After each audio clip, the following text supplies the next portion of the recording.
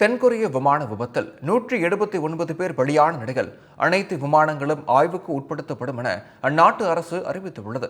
தென்கொரியாவின் வுவான் விமான நிலையத்துக்கு வந்தடைந்த விமானம் ஓடுபாதையிலிருந்து விலகிச் சென்று சுவர் மீது மோதி விபத்தானது. இந்த கோர விபத்தில் விமானத்தில் பயணித்த 179 பேர் பரிதாபமாக உயிரிழந்தனர். உயிரிழந்தவர்களை அடையாளம் காணும் பணிகள் தீவிரமாக நடைபெற்று வருகின்றன. இந்நிலையில் தென்கொரியாவின் தற்காலிக அதிபர் சோய்சாக் மொவாக் தலைமையில் தலைநகர் சியோவில் பேரிடர் மேலாண்மை கூட்டம் நடைபெற்றது. அப்போது பேசிய அவர் விபத்தில் உயிரிழந்தவர்களின் குடும்பத்திற்கு உரிய உதவிகள் வழங்கப்படும் என தெரிவித்தார். மேலும் மீட்புப் பணிகள் நிறைவடைந்த பின்னர் அனைத்து விமானங்களையும் ஆய்வுக்கு உட்படுத்த உத்தரவிட்டார்.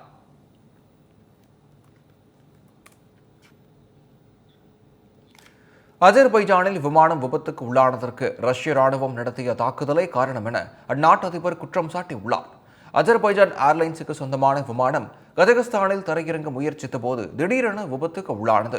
இதில் 38 பேர் உயிரிழந்த நிலையில் விமானம் மீது ஏவுகணை தாக்குதல் நடத்தப்பட்டிருக்கலாம் என்றும் அதற்கான அடையாளங்கள் விமானத்தில் தென்பட்டதாகவும் கூறப்பட்டது. ரஷ்யா நடத்திய தாக்குதல் தான் விபத்து ஏற்பட்டதாக அமெரிக்கா குற்றம் சாட்டியது.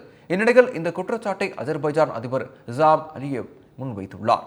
மேலும் ரஷ்ய வட்டாரங்கள் உண்மையை மறைக்க முயற்சிப்பதாகவும் அவர் குற்றம் சாட்டியுள்ளார்.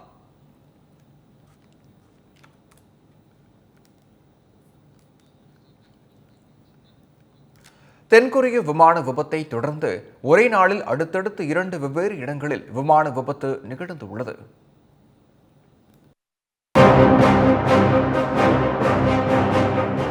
தென்கொரிய விமான விபத்தை தொடர்ந்து கனடாவில் விமானம் தீப்பிடித்து எரிந்தது.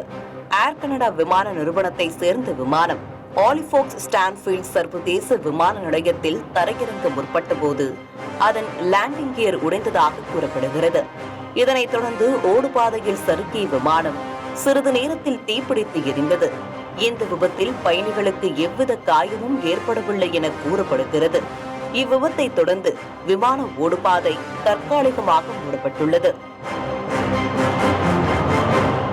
இதேபோன்று நார்வேயில் இருந்து ஆம்ஸ்டர்டாமிற்கு புறப்பட்ட விமானம் தொழில்நுட்ப கோளாறு காரணமாக அவசரமாக தரையிறக்கப்பட்ட நிலையில் ஓடுபாதையில் இருந்து விலகி சென்றது. ஓஸ்லோ விமான நிலையத்தில் இருந்து புறப்பட்ட இந்த விமானத்தில் ஹைட்ராலிக் கோளாறு ஏற்பட்டதால் சானிஃபோர்ட் விமான நிலையத்தில் அவசரமாக தரையிறக்க முடிவு செய்யப்பட்டது. தரையிறக்கும் போது கட்டுப்பாட்டை இழந்த விமானம் ஓடுபாதையில் இருந்து விலகி சென்றது.